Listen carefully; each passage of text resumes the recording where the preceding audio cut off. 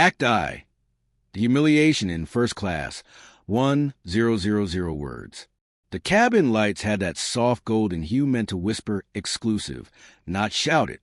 The air carried a faint scent of leather polish and citrusy champagne, designed to soothe high-paying travelers into forgetting they were still sealed inside a metal tube at 35,000 feet. To most, first class was an oasis. To her, it was simply a place she had earned. The black woman eased into seat 1A with quiet grace, her movements economical, her eyes sweeping the cabin with the casual vigilance of someone used to measuring rooms, reading faces, and knowing when trouble might come. Her outfit was deliberate. Tailored slacks, silk blouse under a blazer so understated it drew no attention, and her late mother's slim silver watch half hidden beneath the cuff. The inscription inside the watch's band pressed against her skin like a secret reminder. Power is what you do when the world underestimates you. She didn't want champagne, just water. The most important meeting of her career was 9 hours away in Zurich, and she wanted her head clear. A multi-billion-dollar deal sat on the line, one that would not only cement her company's legacy, but protect the livelihoods of thousands of employees across 3 continents. Every decision she made in the next 48 hours mattered. But right now, she wasn't thinking about balance sheets or contracts. She was thinking about how good the leather felt beneath her palm, how rare it was to have a moment to breathe. She adjusted her red carry-on bag, a sleek, compact piece of luggage with discreet tag attached. Few ever noticed the word stitched into it, the motto her team had built their empire around. Fewer still could imagine just how much power sat zipped inside that unassuming bag. The boarding dance played out around her, heels clicking, jackets draping, seat belts snapping. Then came the voice, loud, entitled, already irritated before the words even finished leaving his mouth. "Excuse me," the man said, his tone not a request but a declaration of grievance. She turned her head slowly. He was white, late 60s, a shock of carefully combed silver hair that tried and failed to hide thinning patches. A navy blazer with a gold-stitched crest stretched across his chest like armor, the kind worn by men who thrived on country club rules. His eyes landed on her the way someone might look at an error message flashing across a screen. "That's my seat," he said flatly, not even glancing at her ticket, displayed neatly on the monitor above. She raised one eyebrow, calm, almost amused. "This is 1A. It's printed on my boarding pass." Her voice was even, professional, the kind of tone that could open boardroom doors or shut down careless comments. Before he could respond, a flight attendant appeared. Blonde bob, lipstick too precise, name tag gleaming. Her smile was the brittle kind reserved for situations where the right customer needed coddling. "Mr. Whitaker," she chirped, warmth flooding her tone as if greeting royalty. "So wonderful to see you again." Then to the CO, her voice cooled by several degrees. "Ma'am, can I see your boarding pass?" The CEO tilted her wrist slightly, revealing her digital pass on the screen of her phone. "Seat 1A. Confirmed. Paid in full." The attendant glanced, then dismissed it almost instantly, eyes flicking back to Mr. Whitaker. "There must have been a system error," she said, her professional smile stiffening. "Mr. Whitaker always has 1A. The CEO's jaw tightened almost imperceptibly. "There's no error. This is my seat. You can see the confirmation." She tapped the screen again, her movements calm, deliberate. Whitaker chuckled, not kindly. "Look, darling, I don't know how this happened, but I've flown this route for 15 years. This is my seat. Surely she can be moved somewhere else." Somewhere else. The phrase slithered into the air and settled heavy. The other passengers looked up from their champagne flutes, watching the theater unfold. She could feel their eyes, curious and cautious. The attendant leaned closer, lowering her voice as though confiding in her. "We have a very comfortable seat available in the economy cabin. We can sort this out later, but we need to ensure an on-time departure." Economy. The word landed like a blade. The polite way to tell her she didn't belong. The CEO inhaled slowly, her expression unreadable. Inside, the familiar ache of prejudice pressed against her ribs, a feeling she had been forced to metabolize her whole life. She thought of boardrooms where her authority was questioned until she produced results so undeniable even cynics went silent. She thought of investors who asked if there was a man behind the curtain. She thought of her employees, brilliant and loyal, counting on her to fight battles most would never see. She kept her voice quiet but unshakable. "I'm not moving. This is my seat. I paid for it." The attendant's smile faltered. Her posture stiffened. She glanced toward the front, eyes darting to the cockpit door. Within minutes, a tall figure emerged. The captain, silvering hair, crisp uniform, the air of a man used to unquestioned authority. He didn't ask questions, didn't look at the boarding passes, didn't weigh evidence. His gaze swept the cabin, landed on Whitaker, then on her. Calculation made. Verdict delivered. "Ma'am," he said, voice booming with the kind of finality that brooked no argument. "For the sake of this flight's departure, I need you to take the seat offered in economy. We'll sort the paperwork out in Zurich." Her heartbeat stayed steady. She had learned long ago that power was not in shouting. It was in silence, in stillness, in deciding when and how to strike. She rose slowly, every eye on her. She reached up, unlatched her bag from the overhead bin, and slung it over her shoulder. She caught Whitaker's smug grin, the attendant's small flicker of triumph, the captain's blank efficiency. She memorized their faces, every line, every smirk, every trace of arrogance. The aisle stretched before her like a gauntlet. As she stepped beyond the heavy curtain, separating first from the rest, the fabric brushed against her arm. A line crossed, not of class, but of perception. She walked past rows of curious faces, some pitying, some indifferent. She slid into a cramped middle seat in row 32, the air warmer, the cushions thinner, the cries of a nearby child sharp in her ears. From the front of the plane, a cork popped. Laughter boomed. Celebration. She rested her hand on her mother's watch, hidden beneath her sleeve, the inscription pressed into her skin, steadying her pulse. The humiliation burned, yes, but beneath it, something colder, sharper formed.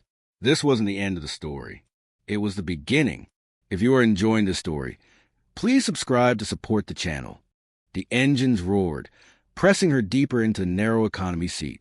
The vibration rattled through the tray table, through the thin cushion, through her ribs. Around her, passengers tugged at earbuds, flipped through in-flight magazines, or leaned against windows to chase sleep. To them, this was just another transatlantic crossing. To her, it was a crucible. She sat motionless, eyes fixed on the cheap plastic seatback inches from her face. The stale air smelled faintly of reheated pasta and sanitizer, but her stillness wasn't surrender. It was calculation. Every inhale, every exhale was measured. Every second that passed in silence was fuel for something larger. She touched the watch beneath her cuff again, fingertips tracing the familiar curve of metal. Power is what you do when the world underestimates you. Her mother's words, etched into steel, carried her now. The humiliation still pulsed hot in her chest. The look on the attendant's face, the smirk of the man who stole her seat, the captain's cold authority. But she refused to let rage define the moment. Rage was fire. It burned fast, left ashes. She needed something else. Ice. Ice endured. Ice carved valleys into mountains. She reached for the red carry-on bag tucked beneath the seat in front of her. She pulled it onto her lap, unzipped it, and retrieved the sleek carbon-black laptop that was more weapon than machine. Its lid gleamed faintly in the dim cabin light. She set it on the tray table, the metallic click of its latches a sound so precise it drew a few curious glances. She ignored them. Her fingers hovered above the keyboard. She didn't open her email yet. Instead, she opened a blank document, a habit she had developed over years of leadership. Thoughts became sentences. Sentences became strategy. If she let her words spill unfiltered into an email, anger might color them. But here on a clean page, she could distill everything into pure steel. She typed her recollection of the event. Precise. Clinical. No adjectives, no emotion. Date, May 19th. Time, approximately 1900 hours Eastern Standard Time. Flight, American Express 910. Seat 1A confirmed, reassigned without verification. Every detail logged. Every name recorded. Rebecca, the blonde attendant. Captain Miller. Passenger Whitaker. Each fact a nail in the coffin she was quietly building. She paused. Around her, the economy cabin was alive with small, ordinary discomforts. A child cried 3 rows back. A man coughed harshly. A student beside her had already slumped into uneasy sleep, earbuds dangling. The woman on her other side jiggled a restless knee, bumping her arm occasionally without apology. She absorbed it all without flinching. She had endured worse. Growing up, she had sat through parent-teacher conferences where instructors suggested she aim lower despite her straight A's. She had pitched investors who glanced at her and asked, "When does a Real CEO arrive?" She had walked into boardrooms where assistants mistook her for catering staff. Every cut left a scar, but scars build armor. She leaned back slightly, eyes closing just for a breath. She saw her father's face, grease-stained hands teaching her how to rebuild an old carburetor. "Patience," he'd said. "You don't force it. You learn it."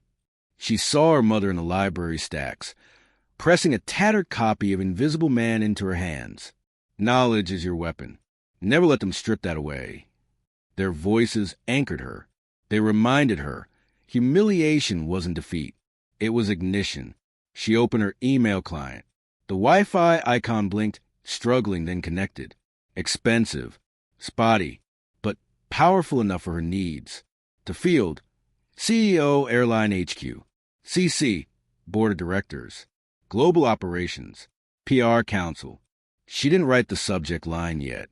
That would be the blade's edge, and blades deserved patience.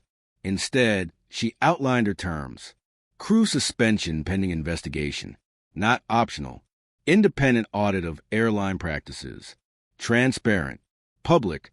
Formal apology naming the incident, not burying it in vague corporate language. Donation to equity initiatives. Not as charity, but as reparations. Her hands trembled, not with weakness, but with adrenaline. She steadied them against the tray, then resumed typing.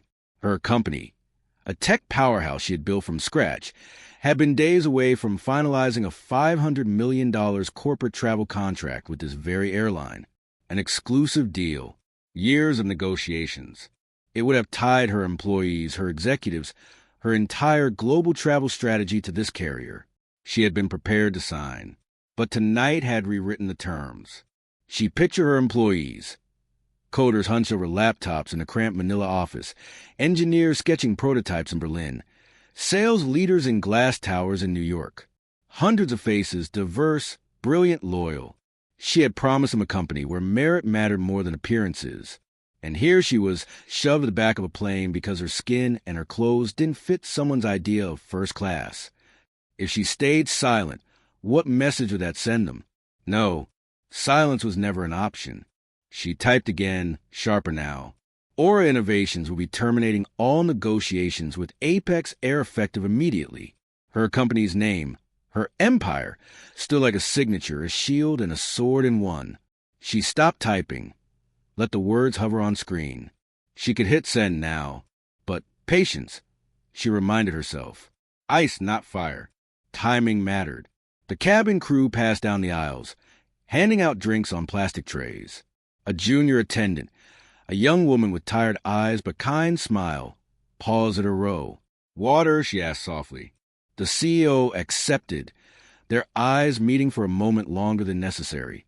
In that flicker, she saw recognition. The junior attendant had witnessed the humiliation, had said nothing, perhaps couldn't, but her gaze carried apology, sympathy, even quiet solidarity. It was enough. The CEO offered the faintest nod in return. Then she set the cup of water on her tray beside the laptop, somewhere in the cockpit. The captain likely sipped his coffee, oblivious. In first class, Whitaker reclined in the seat that wasn't his, smug in victory. Rebecca poured champagne as though nothing had happened, but she knew something they didn't. Humiliation was temporary. Power was permanent. She minimized the email window and opened another file, a different strategy entirely.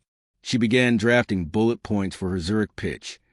the deal her company needed, not because she had forgotten the injustice, but because her empire came first. She would not let them steal focus from her greater mission. Line by line, she sharpened her proposal until it gleamed. The numbers were flawless, the vision undeniable. Zurich would be hers, and after Zurich, so would the airline's reckoning. Hours passed. The cabin dimmed for sleep. Passengers shifted under thin blankets, the drone of engines a constant lullaby. But she remained awake, illuminated by the pale glow of her laptop. She worked and she planned. Her silence was a sound of storm clouds forming, of ice grinding against mountains. By the time the sun began to rise over the Atlantic, her course was set. The email was written. The terms were clear. The timing was perfect. She sipped the last of her water, closed her laptop, and folded her hands over the red carry-on bag in her lap. She wasn't just a passenger in row 32 anymore. She was a storm they had invited onto their plane. At 36,000 feet, somewhere over the Atlantic, the aircraft hummed with manufactured calm. Passengers dozed under thin blankets. The lights dimmed to a blue twilight meant to simulate night. A movie flickered soundlessly on a nearby screen, the dialogue muffled beneath cheap headphones. To most of the people on board, the flight was uneventful, but in an invisible world of data packets and digital messages, the first tremors of the storm had already begun. The email she had crafted, precise, surgical, undeniable, had left her laptop and sped across satellites, bouncing from server to server until it landed like a grenade in the inboxes of some of the most powerful people in the airline industry. She didn't need to watch it arrive. She knew. At headquarters, thousands of miles away, an executive assistant paled as she read the subject line. Immediate termination of $500 million corporate travel partnership. Her hands shook as she forwarded the email up the chain.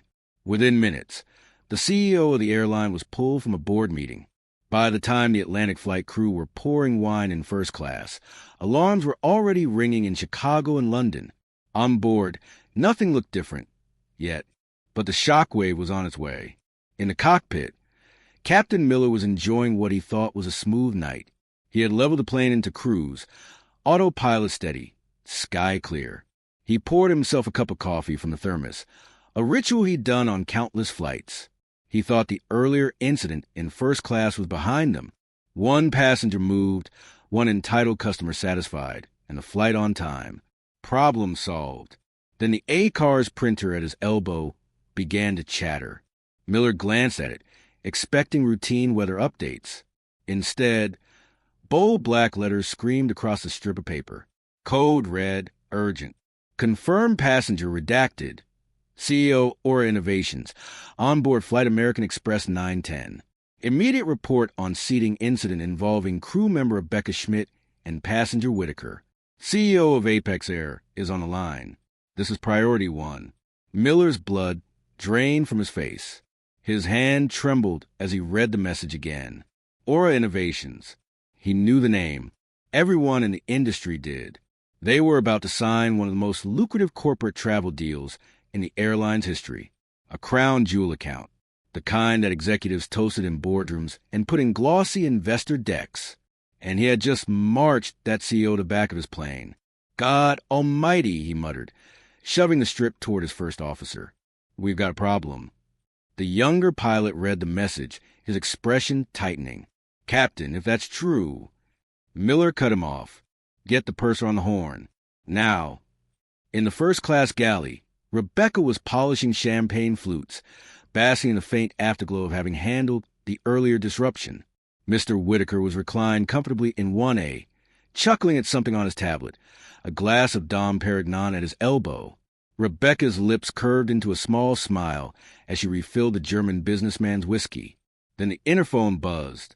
The purser, George, lifted the receiver. His face stiffened. He turned to Rebecca. Captain wants you. Now. She frowned, confused. Why? Everything's under control. George's eyes flicked with unease. Just go. He sounded different. Rebecca rolled her eyes but complied, smoothing her uniform and heading forward. When she picked up the handset, Miller's voice exploded through the line. Rebecca, Where is the passenger from 1A? The woman you moved. Her throat went dry. She's back in economy. Row 30-something. Silence.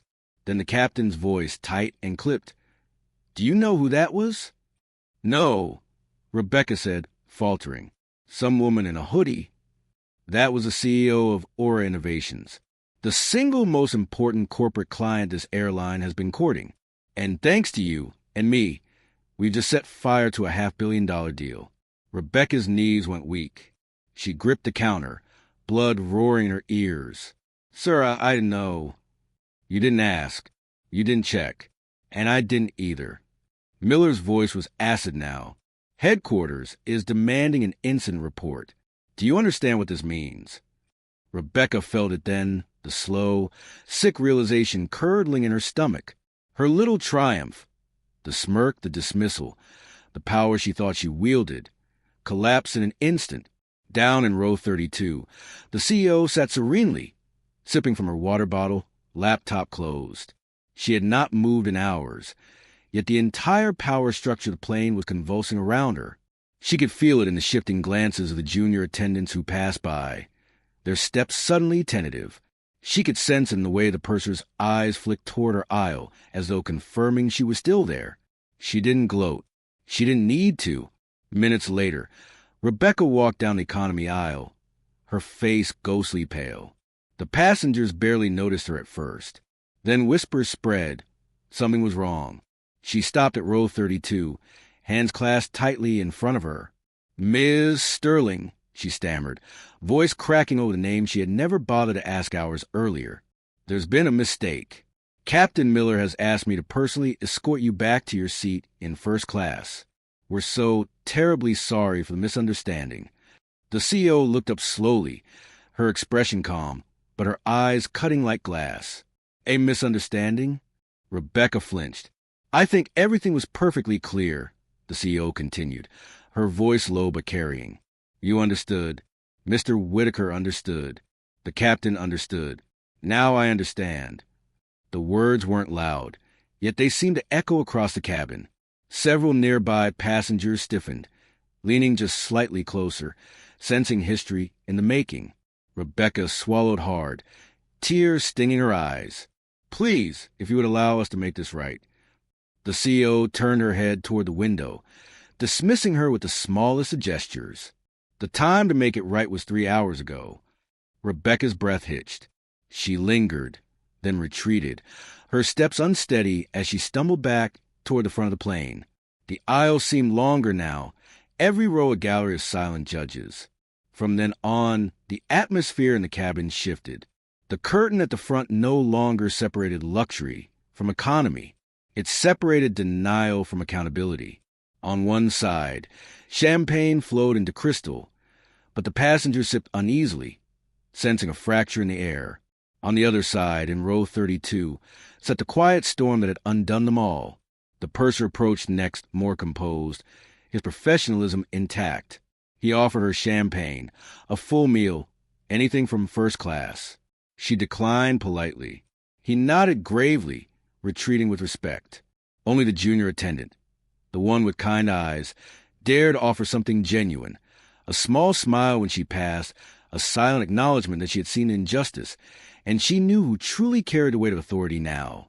Up front, Mr. Whitaker remained oblivious, sipping his drink and adjusting his seat. He had no idea the world around him had already shifted, that the victory he celebrated was turning to ash. And in the cockpit, Captain Miller flew on autopilot, but his career was plummeting in freefall. Each mile brought them closer to Zurich, and to the reckoning waiting at the gate. By the time the plane crossed into European airspace, the transformation was complete. The crew, once smug in their authority, now moved like shadows, brittle and anxious. The passengers, even those unaware of the details, felt the tension crackle in the recycled air. And in row 32, the CEO sat quietly, hand resting on her red carry-on bag. She didn't need to move. She didn't need to raise her voice. The shockwave had already been set in motion. The wheels touched down in Zurich with a hollow thud that reverberated through the fuselage. The cabin jolted, A ripple of movement passing through the passengers as seatbelts tightened against hips and bags shifted overhead. The usual landing rituals. Flight attendants bracing in their jump seats. The captain's clip announcement of arrival felt strangely muted, as if the air itself knew something heavier than jet fuel powered the descent. The CEO in row 32 sat still, her hands folded neatly over the red carry-on bag in her lap. Her expression hadn't changed since the moment she dismissed Rebecca's plea hours earlier. Calm, composed, the eye of the storm. Up front, Captain Miller's hands sweated against the yoke, though the autopilot handled most of the landing. His stomach churned as he thought of the message waiting for him on the ground, the executives already sharpening knives. Rebecca sat strapped into her jump seat, pale and trembling, tried to replay every word, every gesture, as if she could rewrite the past by sheer will. She couldn't. The plane rolled to a stop at the gate. The familiar chime of the seatbelt sign switching off rang out, and passengers reached for overhead bins.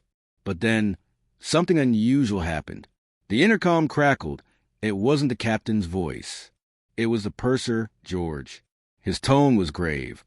"Ladies and gentlemen, for your safety, we ask that you remain seated until further notice. Certain crew members are required to remain on board until met by a ground representative." A ripple of confusion spread. Passengers exchanged puzzled glances. The naming of certain crew members was unprecedented, unsettling. Even those who hadn't witnessed the earlier confrontation sensed something extraordinary was unfolding. The CEO lifted her eyes slightly. She wasn't surprised. She had predicted this moment from the instant her email left her laptop. The cabin door opened with a hiss, and the atmosphere shifted instantly. This wasn't the usual cheery gate agent with a clipboard. It was a man in a dark, perfectly tailored suit, flanked by two assistants. His face carried the tension of someone who hadn't slept, who had received calls from superiors far above his pay grade. Robert Finch, Senior Vice President of European Operations for the Airline. He stepped onto the plane, ignoring first class entirely, ignoring Mr. Whitaker's impatient huff as he stood in the aisle expecting to be first off. Finch's eyes scanned quickly until George the purser pointed discreetly toward the back. Passengers craned their necks as Finch strode down the economy aisle, his polished shoes thudding against the carpet. Whispers followed him like contrails. Who was this man? Why was he here? Why was he walking past the premium cabin to row 32? He stopped at her seat. Their eyes met. For a moment, silence. Then Finch inclined his head with deep respect. "Miss Sterling," he said softly, his voice carrying more weight than volume. "My name is Robert Finch. On behalf of this airline, our CEO, and our board of directors, I want to offer my most sincere and unreserved apologies for what you experienced on this flight. It was unacceptable, inexcusable, and will be addressed with the utmost seriousness." The row around her went pin-drop silent. The student beside her blinked awake, confused. The restless woman stopped jiggling her leg. Everyone listened. Miss Sterling regarded Finch coolly. Then she slid her bag strap over her shoulder and rose, standing at her full height in the narrow aisle. "Your apology is noted," she said evenly. "But apologies without consequence are just noise." Finch swallowed. "I understand. If you'd allow me, I'd like to escort you off the aircraft personally." She gave a slight nod. Together they walked up the aisle. Heads turned. Passengers whispered. The curtain separating economy from first swished aside as she crossed back through, not in shame this time, but in command. Curtain callback number 2. At the front, Mr. Whitaker bristled. "What is the meaning of this?" he barked, puffing out his chest. "I've been sitting here for hours, and now some executive ignores me for her?" Finch's face hardened. He turned on Whitaker with a voice like steel. "Mr. Whitaker, your Platinum Elite status is suspended pending review of your conduct. You will wait until all passengers have deplaned." The man's mouth dropped open, his outrage choking into silence. His power, once unquestioned, evaporated in a single sentence. The CEO didn't even glance at him. She stepped past, pausing only briefly as Captain Miller and Rebecca emerged from the cockpit, summoned like defendants to trial. Their uniforms, once symbols of authority, now looked like costumes stripped of meaning. Rebecca's eyes were rimmed red, her lips trembling. Miller stood rigid, trying to mask his dread. She looked at them only long enough to etch their broken faces into memory. Then she turned away, stepping off the plane. The jet bridge was quiet, sealed off from the usual bustle of deplaning. Finch gestured to a private waiting area, where a sleek black car waited. He spoke quickly, his words urgent, almost pleading. "Ms. Sterling, we are prepared to take immediate action. Captain Miller and Ms. Schmidt are suspended effective now. Their industry records will reflect misconduct. They will not work another flight for us, or anyone else. We will issue a public apology naming this incident directly. We will commission a third-party cultural audit of our entire company. And we are prepared to discuss additional terms that you may require." She studied him, her expression unreadable. "You don't need to discuss anything. You need to listen." Finch nodded, humbled. "Yes, of course." She laid out her terms, each one clear, measured, irrevocable. Permanent records. Both Miller and Schmidt flagged in industry databases for gross misconduct, preventing them from being quietly rehired elsewhere. Independent audit.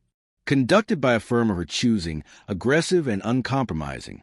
Findings to be made public. Public apology. Not vague. Not hidden behind legal jargon. The airline would name the flight, describe what happened, and declare it racist and unacceptable.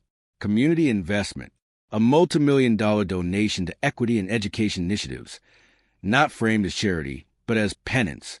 She delivered the list without raising her voice, without theatrics. Each demand landed like a gavel strike. Finch scribbled notes frantically, nodding at every point. "We agree. All of it.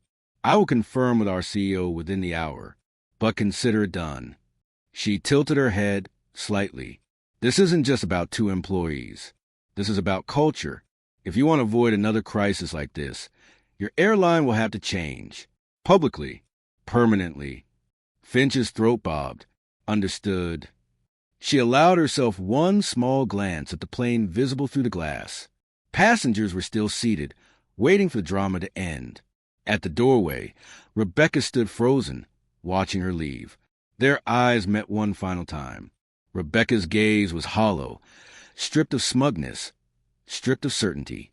The woman she had once dismissed as not belonging was now the figure who had ended her career. The CEO turned away without a word. She walked toward the waiting car, every step deliberate, her red carry-on bag swinging lightly at her side. The word stitched on its tag. Her company's motto caught the overhead lights. A promise, a reminder, a warning. This was no longer just about a seat on a plane. It was about who defined the future and who got left behind. The presidential suite at Zurich's Bower au Lac gleamed like a temple of old-world wealth. Gold-trimmed curtains framed Lake Zurich, where swans drifted on the mirrored surface. Crystal decanters caught the morning light. A bouquet of white orchids stood tall on the polished walnut table, alongside a bottle of vintage champagne sweating in a silver bucket. She barely looked at any of it. The trappings of apology, the expensive distractions, meant little compared to what she carried in her red bag. Inside, her presentation lay ready, sharper than any blade. She had come to Zurich not to be coddled, but to win. The following morning, she walked into the headquarters of von Steiner AG, a fortress of glass and steel rising against the Swiss skyline. The boardroom smelled faintly of leather and espresso. Old money executives in tailored suits studied her as she entered, expecting charm, persuasion, perhaps even apology for the travel delay they had heard about. Instead, she delivered power. Her voice was calm, her slides precise. She didn't sell software. She sold inevitability. She spoke of augmented reality not as a novelty, but as a new operating system of human experience. She showed numbers, markets, projections. Every sentence rang with authority. Every pause strategically placed. The humiliation of row 32 was gone, but the steel it had forged remained in her tone. When she finished, silence hung heavy, a silence not of doubt, but of awe. The chairman leaned back, removed his glasses, and said simply, "We will proceed." The deal closed. Billions secured. Her company's future guaranteed. News of her Zurich victory traveled fast. But it wasn't the only story racing through the press. By the time she boarded her return flight on a rival airline, headlines blaze across every major outlet. Apex Air issues stunning public apology for racial profiling incident. Captain and senior flight attendant terminated after VIP humiliation. Airline commits $5 million to equity and education funds following scandal. The details were laid out for the world. The public apology naming the flight, the admission of prejudice, the industry-wide flagging of the guilty crew. For once, the language wasn't watered down with corporate euphemisms. It was blunt, undeniable. Rebecca Schmidt and Captain Miller's names trended for days, not as professionals, but as warnings. Mr. Whitaker, once coddled, found himself stripped of his privileges. His smug entitlement turned into public shame. The airline's reputation wavered under the weight of scrutiny, but the donation, announced not as charity but as penance, softened the blow. And through it all, her name remained absent. She hadn't sought attention. She had sought justice. On the flight home, she finally allowed herself a rare moment of stillness. The cabin was quiet, the seat luxurious, the hum of engine steady. She pulled her red bag onto her lap and unzipped it. From inside, she withdrew her mother's watch. She turned it over, the inscription catching the cabin light. Power is what you do when the world underestimates you. She ran her thumb over the words. How many times had she been underestimated? By teachers, investors, gate agents, strangers in luxury cabins. Each time, she had chosen to act, not with fire, but with ice. And each time, the world had shifted, if only slightly, because she refused to move aside. Her eyes drifted to the bag's tag. The motto, stitched in bold red thread, "Stare back. We belong everywhere." Her employees had coined it during a late-night brainstorming session years ago, when their startup was still 3 people in a garage. It was more than a slogan. It was a declaration, a refusal to accept boundaries others tried to draw around them. She smiled faintly, remembering. Then she slipped the watch back on her wrist, the cool metal settling against her skin like armor. Somewhere below, the ocean stretched endless, silver under the setting sun. She gazed out the window, not at the horizon, but through it into the future. She thought of the young woman with kind eyes and economy, offering her water when others offered nothing. She thought of her employees, who would see the headlines and know that their leader hadn't just offended herself. She had demanded something larger. This wasn't about revenge. It was about responsibility. Responsibility to use power not only for herself, but for anyone who came after her. Anyone who might one day face the same sneer, the same dismissal, the same curtain pulled across their worth. The irony wasn't lost on her. The airline had thought it was protecting its schedule, saving minutes on a departure. Instead, it had cost them millions, credibility, and careers. Prejudice always had a price. Tonight, they had paid it in full. She closed her eyes, exhaling slowly, a quiet calm washing through her. Not triumph, not gloating, just clarity. The world would go on underestimating her, and she would go on proving them wrong. Not with anger, not with noise, but with precision, patience, and power. In the quiet, pressurized chamber of 35,000 feet, she whispered a single line to herself, almost a prayer, almost a promise. It was never about the seat. It was always about the sky. If you like this story, please subscribe to support this channel.